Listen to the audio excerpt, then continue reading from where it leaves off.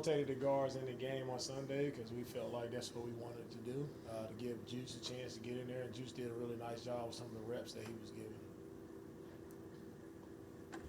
DeMeco, when you say you're close, are you close to turning those close games into wins, or are you close to where you want to be? Yeah, what I mean by close is we were close in our 3 games, right? We were there in the fourth quarter, right? We were close to finishing and closing those games out. There are plays in each game that we've had these first 3 games that we didn't finish and win the game. So I'm not talking about close as a team, I'm talking about winning the football game. That's what we're here to do. We're here to win football games. We've been in position to win those games, and we have not won the game. So we got to find a way to win the game. Right? We got to make the plays in the fourth quarter of the games we've been in. We got to make those plays to put us in position and to just ultimately to win the football game. That's what we're here to do, right? That's what we work tirelessly and hard for, is to win football games. So the games have been close. We've been right there in the games, right? So we just got to find a way to get it done. We talked about most games, and I think we even talked about it with you last week. Most games in the NFL are close, and it comes down to a couple of plays. So is being close encouraging, or is that just kind of a league-wide thing? No, it's not encouraging to be close. We want to win games. It's not about being close. That's just stating the facts. I'm stating the obvious of how the 3 games have played out, how those games have happened for us. But we're not here to just be close. We're here to win the football game. So Coach, with that being said, you talk about how close you all are, how you all have been in those games, and even if you would have won those games, do you feel like that still the win would have masked some of the issues that you all may have as far as looking at the totality of the team? Oh, we go back, no matter win or loss, we go back and we dissect the film, right, to see issues, whether you win or you lose. To me, you attack the film the same way every single time, and you attack it to see, first and foremost, how can we be better, right? No matter what the outcome or the result of the game is, how do you get better? That's what it's about. Long season is about how do you grow, how do you get better each and every week, and so that's what we'll do every time. DeMeco, could you delineate on the fact, just moving in the same vein, close making the proper decision on shifting the line, or either getting a chip from a tight end, depending on where the pressure might become, particularly at a critical point, to probably looking at your route trees and then looking at your spacing on some of the receivers, because I think, at least from my perspective, I think your receivers got spacing on that interception because it was so close within that. Is that an issue that can be addressed and you have to just deal with moving forward? Yeah, as we go through the film, we talk about the route distribution, right, the protection. All of those things are things that we bring up and we look at to see how can we better deploy guys to make sure we're giving ourselves the best chance to have successful plays. So some of that comes with protection, where we have a problem guy, we may need to, put some chips on the edge and make sure we're helping out when we have a issue player like Josh Allen Hines did a really good job on yesterday. We got to find a way to protect better. When it comes to route distribution, there's some plays it was good. Some plays we can do better of distributing the guys. Some plays we can do better of running the routes the proper way. So it's all of us. It's all inclusive, coaches, players, everybody, just fine-tuning things to make sure we are giving ourselves the best chance. How do you overall feel about the communication on the back end? I feel like there's times where there's a little bit of miscommunication that can lead to a bigger play in the secondary. How do you just feel overall about the communication that's been going on in the secondary? Yeah, when you see a big play that happens on our defense, somewhere along the lines there's a bust in communication. It all starts with communication, and it hasn't been as crisp as it needs to be. So we have to play better. On the defensive side, we got to communicate better, and we got to execute the defense better. And so, it's not been great. We see that. We have to make some adjustments there to make sure we get it corrected. That isn't the answer, but why do you feel like the defense hasn't been able to close out games? I understand the offense put a little bit of strain, but why do you feel like the defense hasn't been able to close out games compared to what we saw in the past? For us defensively, when I look at this past game, though, we had multiple opportunities to take the ball away. We had one hit us right in the hands. We didn't take it away. We had one in Tampa Bay hit us in the hands. We didn't take it away. We had a couple where we're supposed to be a deep safety. They throw the ball up, and we're not taking the football away. So there are multiple things where we've had opportunities, right, defensively, and we haven't capitalized on those opportunities by being exactly where we're supposed to be, communicating the proper way, tackling the proper way as a unit. The tackling hasn't been up to our standard, and so we have to get that fixed. Do you feel confident that last year we kind of had similar struggles, or you guys had similar struggles on offense? Do you feel confident now dealing with it that you're in better position to oversee it than you were last year?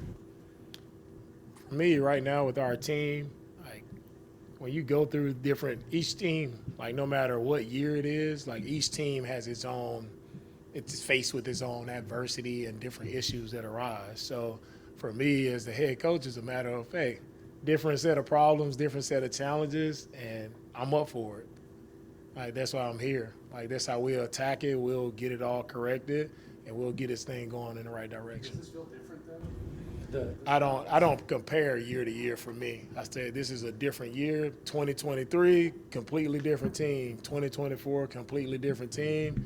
We're here. We have different issues here in 2025, but we attack it the right way. We attack it with the right attitude, and we're gonna get the thing rolling in the right direction.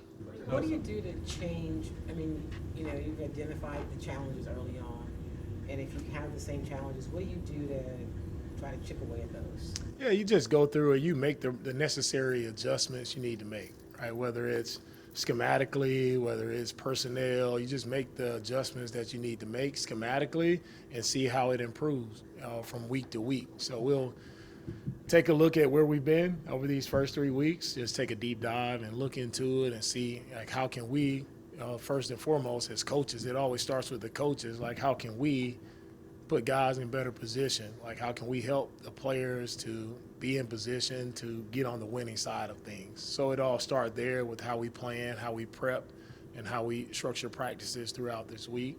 And then we cut the players loose and let them go play and let the players go execute and do what they need to do. What is some of the messaging to the team overall, but to some of these young players who haven't been through this type of adversity? Like, you got some players in that locker room that didn't lose 3 games throughout their whole college career, 3 games in a row throughout their whole college career. So how do you keep, those younger players motivated to, as the saying goes in the NFL, one game at a time? Yeah, for sure. You keep guys motivated by understanding storms are going to hit you in life. Like whether it's, we do football, but also in real life, like storms will arise, storms will come in your life. It's like when you go through the storm, are you coming out stronger or are you getting ripped apart by the storm, right? And so there are different people who can handle the adversity and the storm that comes. It's like, how do you handle it? You got to remain resilient. You got to remain strong through it. And it really tests your character to see who are you truly as a player, as a man. Like, how are you? Who are you? And we'll see that. Like, we'll see how we handle this as individuals. We'll see how we handle this as a team. The last team to go to start the season 0-3 and still make the playoffs was the 2018 Houston Texans, and in the midst of that they had that 9-game winning streak. Is that something that you could see this team doing as far as getting it back on track and ending up like they did? Yeah, I did not know that. So thanks for the history there. But anything can happen. Anything can happen. It all starts with us, first and foremost, just playing cleaner, right, and protecting the football. Like, I know we were in position there again, like to turn the ball over 3 times, to only take it 1 time. I don't care who you're playing or when you're playing. It's going to be hard to win that game. We can try to point fingers here or there, this and that. We have to protect the football no matter what it looks like. If we want to see ourselves, start down that track, we got to just make sure we're protecting the football, taking it away when we have our opportunities, and just playing cleaner, finishing the proper way. You talked about the defense before. the general sense is if we take care of our business, we don't care as much about how the offense that we're playing that week operates. Offensively with your team, has some of the mistakes they've made allowed the opposing defense to sort of dictate how things go? And is it just simply cleaning up their own mistakes so that your offense can dictate how? Yeah, for sure. It's never about the opponent to me, especially when you have the penalties that we have on first down that puts us behind the sticks. Right, that has nothing to do with the opponent dictating anything. It's things that we control, and if we handle that the right way, if we make sure we got a proper hat on the hat in the run game, we make sure we're executing the passing game, going through our progressions the right way, hitting the receiver, like those are all things we control, not necessarily a defense is dictating to us anything. We just got to control. We control and press forward. There was a moment in the fourth quarter where the cameras got you frustrated and you kind of urging the offense along. Were you hoping for more urgency from the offense at that moment, or what was frustrating? Who says I was urging the offense? Well, it just looked like you were doing this, and what does that mean? Just because I'm doing this, that does. And there were some people who saw the words coming out of your mouth, but I'd wanted to ask you and not assume. Yeah.